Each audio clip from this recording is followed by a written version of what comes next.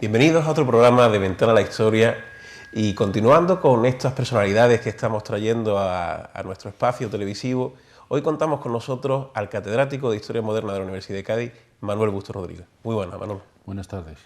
Bueno, para nosotros es un honor tener a Manolo Bustos con nosotros, es muy conocido tanto en nuestra ciudad como fuera de ella, en el panorama nacional e internacional, y brevemente diré algunas cosas porque son muchos años los que conocemos ya a Manolo Bustos. Es catedrático de Historia Moderna, ha publicado infinidad de artículos y de libros en revistas científicas, en publicaciones que son reputadas hasta, hoy me ha comentado que hasta le han hecho entrevistas en China.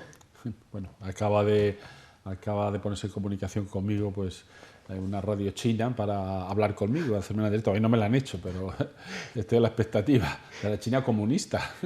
¿Ya lo ven? Bueno, la China grande. Más objetivos en... La China grande, por atrás más chiquitita. Sí. Y después también es miembro de la Academia de Europa en Londres, ¿verdad, Manolo? Sí, exactamente. Miembro también de la Real Academia Hispanoamericana también. De nuestro Ateneo de Cádiz y de infinidad de otras instituciones, tanto en el panorama, ya les digo, regional, nacional como internacional. Bien, Manolo Bustos ha colaborado bastante con el Bicentenario, pero hoy queremos hablar del Tricentenario. Cádiz, 1717-2017. ¿Qué importancia tiene ese Tricentenario, Manolo? Bueno, tengo que aclarar que con el Bicentenario, hombre, me hubiera gustado colaborar un poco más. La verdad que no he podido colaborar todo lo que hubiera sido deseable, ¿no? Aunque, bueno, pues yo no es que me considere un especialista de la Constitución del 12, pero sí me hubiera gustado, pues a lo mejor, haber tenido una participación mayor. El tricentenario del que hablas, del 2017, que Dios mediante pues celebraremos dentro de unos años, cuando nos repongamos de este bicentenario que ha sido muy intenso, sobre todo para la ciudad, qué duda cabe, pues asistiremos a un evento que yo creo una conmemoración que para Cádiz tiene un gran significado, que es muy importante, porque realmente gracias a, en parte, no solamente por eso, pero en parte a lo que tuvo lugar en 1717 con el traslado de las dos grandes instituciones del comercio hispanoamericano, que eran la Casa de la Contratación y el Consulado de Cargadores a Indias, pues realmente esto supuso para Cádiz un espaldarazo al monopolio que ya de facto venía ejerciendo desde el siglo anterior y por lo tanto consagró lo que va a ser el gran boom, el gran desarrollo económico-comercial que va a experimentar la ciudad y que va a tener su repercusión en otros órdenes también de la vida de la ciudad a lo largo del siglo XVIII. Siglo XVIII, también en parte el XVII, hemos de decir, pero el XVIII es el gran siglo dorado, el siglo de oro de Cádiz, ¿no? Y eso se debe en buena medida, por no decir prácticamente, en fin, en un 90%, a la instalación, al monopolio del comercio con las Indias, ¿no? Y a que gran parte del comercio de España, de la península ibérica con el Nuevo Mundo pasaba por aquí. Bueno, Manolo, tú has trabajado bastante y he leído en publicaciones sobre muchos comerciantes de Cádiz. Me viene ahora a la cabeza artículos, por ejemplo, como los Villavicencio, una oligarquía en Cádiz, también hace unos años leí el tema de los Colarte, que marqueses del Pedroso, luego marqueses del Pedroso. ¿Y qué podemos decir de estos comerciantes de esa edad dorada del Cádiz? Bueno, tú has citado dos nombres. El primero no era realmente en puridad, no era un comerciante, los Villavicencio. Tenían vínculos con el comercio, como todos los personajes, las personalidades de Cádiz, en este caso pues de personas del ayuntamiento, de regidores municipales. Los Villavicencio estuvieron presentes en el ayuntamiento de Cádiz durante mucho tiempo y como todos los regidores municipales pues tenían sus vínculos, su participación en el comercio. Pero ellos en sí, en realidad, no eran comerciantes, los Villavicencio.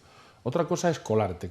Los Colarte, aunque no todos los miembros, pero sobre todo Pedro Colarte, que es un poco el fundador de la saga, Pedro Colarte sea un cargador a Indias, aparte de ser regidor del Ayuntamiento de Cádiz, pero se distinguía de Villavicencio en que él sí tenía una vinculación muy directa y muy estrecha con el gran comercio de Indias. Él es un flamenco, en la época en que Flandes pertenecía a España, que viene joven a Cádiz, desde su ciudad natal de Dunkerque, viene aquí a Cádiz y aquí pues empieza a tomar contacto con el comercio de Indias, incluso es posible que viajara a Indias, y ya a partir, una vez con esa experiencia adquirida y con una serie de contactos que establece aquí en Cádiz, pues desarrolla una actividad económica mercantil muy importante que lo convierten en uno de las grandes casas de comercio que existían en Cádiz a finales del siglo XVII, hacia los años 80, 90 fundamentalmente. El propio Raimundo de Lanteri, en sus memorias, pues cuando cita a comerciantes, a los grandes comerciantes de la ciudad, los más ricos, pues cita el nombre de Colarte. Tenemos que tener en cuenta que cuando él fallece, pues su patrimonio, es decir, todo el capital, mueble e inmueble, pues debía de estar en torno, que para la época era una gran cantidad, era de las primeras fortunas, sin duda alguna, pues seguramente podría sobrepasar los 900.000 pesos escudos. Pesos escudo, una moneda fuerte, moneda de plata. O sea que era una cantidad para la época de muy, muy importante. El edificio donde se asienta actualmente el Casino Gaditano pertenecía... Bueno, eso dicen. Yo realmente, si te soy sincero, no he llegado a constatar fehacientemente que sea precisamente esa casa. Es verdad que tuvo una casa compró una casa en la plaza de San Antonio, cuando aquello era el campo de la Jara, y cuando aquello pues estaba comenzando a desarrollar. Sabemos que el campo de la Jara, fundamentalmente, cuando empieza a urbanizarse, pues a partir de la segunda mitad del siglo XVII, y es a finales del siglo XVII, en las últimas décadas, cuando realmente recibe un impulso considerable. Y ya de ahí pues va avanzando hacia el Mentidero para llegar a lo que sería luego la Alameda, ¿no? O mejor dicho, el Parque Genovés. Y bien, es verdad que él tiene una casa ahí, es posible que sea esa casa, no lo sé con seguridad. La que sí es cierta, que era casa suya y probablemente la vivienda familiar, era donde estaba la biblioteca provincial, es decir, en la Plaza de las Tortugas. Esa sí, seguramente, era la casa, su morada familiar, que es una casa imponente. Lo que pasa es que en la reestructuración de la casa pues se rompió toda esa estructura interior y lo único que queda es la fachada, ¿no? Pero una gran casa más situada en una buena zona, porque era la zona del puerto, ¿no? Que era al fin y al cabo de donde de alguna forma vivían los comerciantes. ¿Y qué otros más comerciantes? Porque muchos de estos comerciantes luego se ennoblecen, fueron ennoblecidos. ¿Qué otros más comerciantes, para que nuestros televidentes puedan saberlo, podemos citar, Manolo, del siglo XVIII? Hay cantidad y cantidad, podríamos citar aquí muchísimos nombres, ¿no? Pues fíjate, emparentado con él están los Bing, Bing con W, otros lo escriben con V solamente, están los Lila, que seguramente es un apellido, bueno, no seguramente, es un apellido castellanizado, que sería Lille, de origen francés, de origen, mejor dicho, flamenco francés, del sur de lo que es la actual Bélgica. Bueno, pues teníamos así más cerca a nosotros pues, los Sainz de Santa María, por ejemplo, que van al origen pues, a todo lo que es el oratorio, también lo digo porque son personas bastante conocidas. Está la familia de los Barrios también, que es una saga importante, también muy vinculados al municipio de Cádiz, ¿no? Al regimiento municipal. Bueno, están los Fantoni, que son de los apellidos clásicos de Cádiz, ya antiguos, ¿no?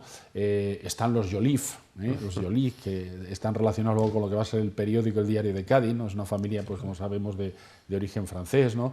Que llega precisamente a Cádiz, parece ser que en el siglo XVIII, y que va a ser pues, los promotores de lo que va a ser una vida de negocios muy intensa dentro de la familia, sin duda alguna. Están los Rabina, también, que son una familia pues también, en fin, muy vinculada a Cádiz, a sus orígenes italianos de alguna forma. Bueno, así podríamos ir citando y citando nombres pues sin terminar, porque son muchísimos los que pasaron por aquí, ¿no? Y todo esto, muchos de ellos digamos, se enriquecen con ese comercio que has dicho anteriormente, con las Indias Occidentales, con África, y entonces queríamos preguntarte... No, con las Indias Occidentales, sobre todo. África poco. África, ¿había algún comercio? Alguna vez hemos visto incluso trata de... Sí, pero el comercio con África, sobre todo con el norte de África, es un comercio que a medida que va avanzando, vamos adentrándonos en la edad moderna, es decir, acercándonos a nuestro tiempo, pues empieza a diluirse porque, claro, el gran comercio, el que termina velando al comercio del norte de África, pues es el comercio del Atlántico, básicamente.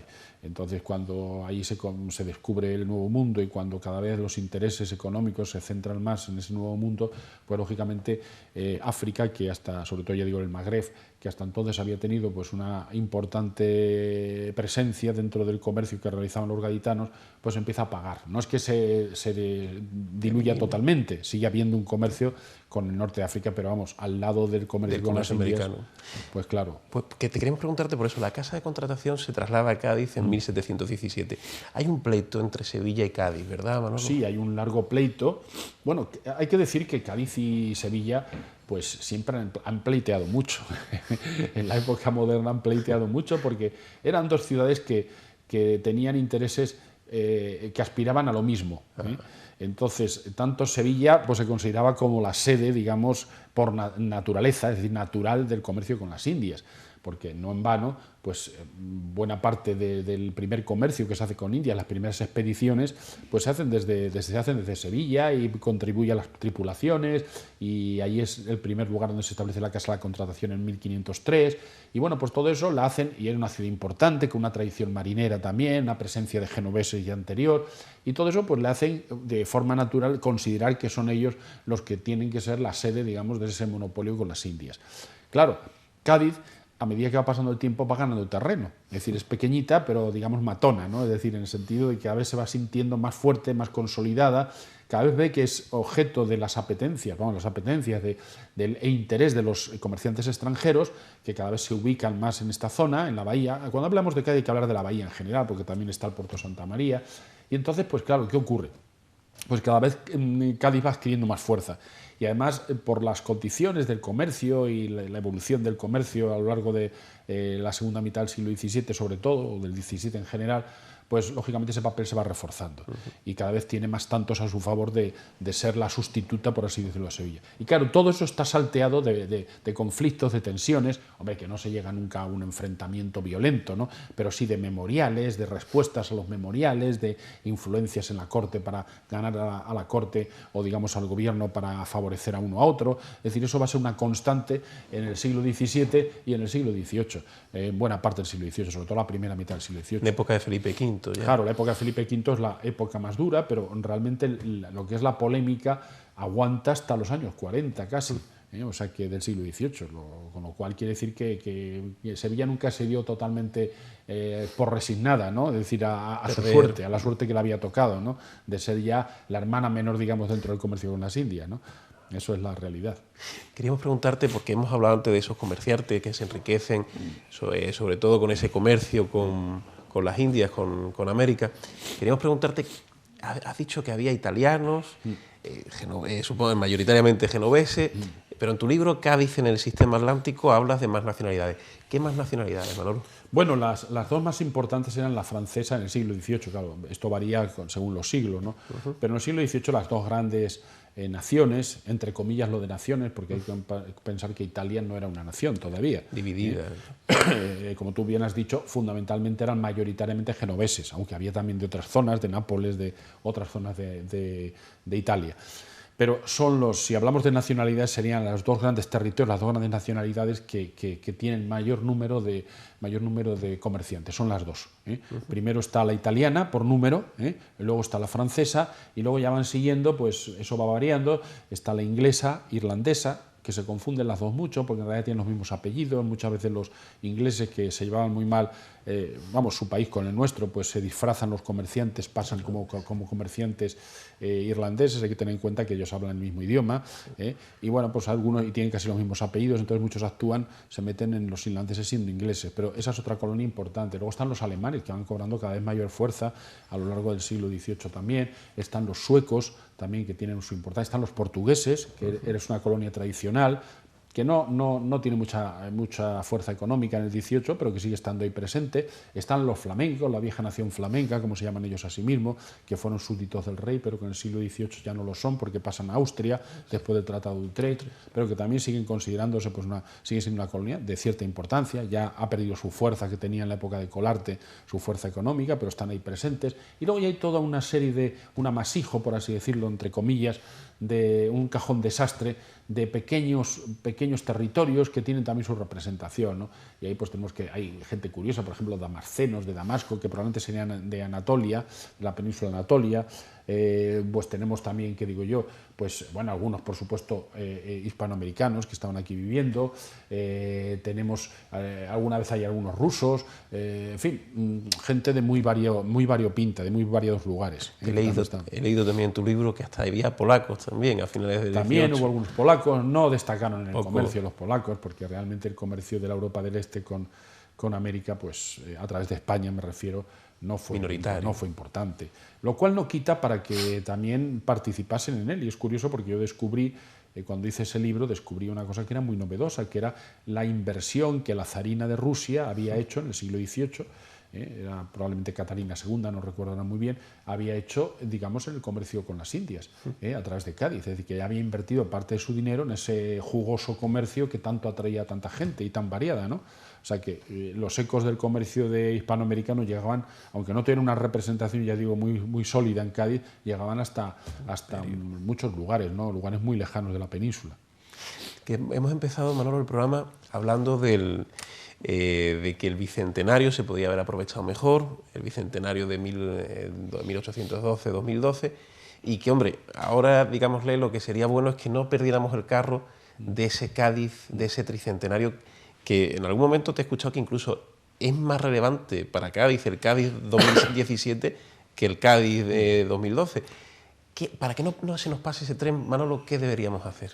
Bueno, hombre, yo pienso que no podemos aspirar ciertamente a hacer lo mismo que se ha hecho con el 12, donde ha habido un volcarse, digamos, la ciudad, las instituciones, el país, incluso en cierta manera, pues en un evento que lógicamente tenía un atractivo político muy grande, hay que decirlo, más que un atractivo real, o sea, más que la realidad en sí, la sustancia de la Constitución, lo importante era, digamos, la importancia política, la trascendencia política.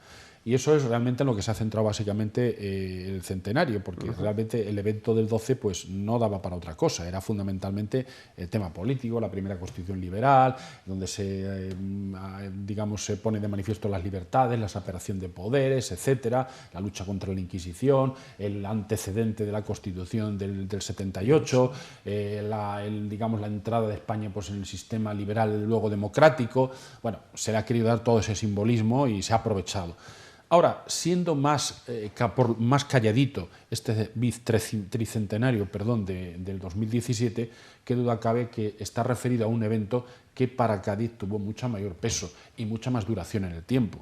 ¿Por qué? Pues porque realmente, hombre, todos hoy lo sabemos muy bien, que una ciudad, si no tiene unas bases económicas sólidas, pues no es nada. Es decir, una ciudad se debe fundamentalmente a la riqueza que sea capaz de contener, a la actividad económica y la generación de puestos de trabajo que tenga, y eso no lo logró la Constitución, lo logró el monopolio de Indias, en el cual el evento de 1717, es decir, la traslación de esas dos instituciones, pues jugó un papel muy importante en el reforzamiento de ese monopolio. Y eso permaneció pues más allá incluso de cuando se disolvieron, cuando se rompió con ese monopolio.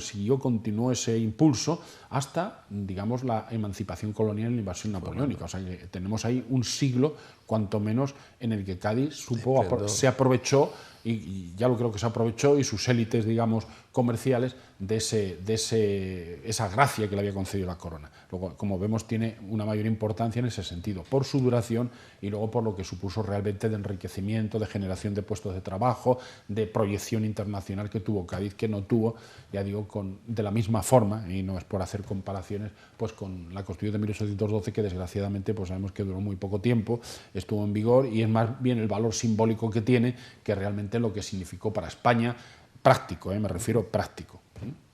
Pues muchísimas gracias, Manuel Busto Rodríguez, Manolo Busto, gracias por venir a nuestro programa, y bueno, te emplazamos en nuevos programas para... Pues sí, tendremos tiempo, porque todavía afortunadamente quedan años por delante, no muchos, pero unos cuantos años en los que podremos volver sobre este tema y sobre temas paralelos a este, pues con más frecuencia. Muchas gracias. Sí, a ti. Señores, nos vemos la semana que viene en otro nuevo programa de Ventana a la Historia. Gracias.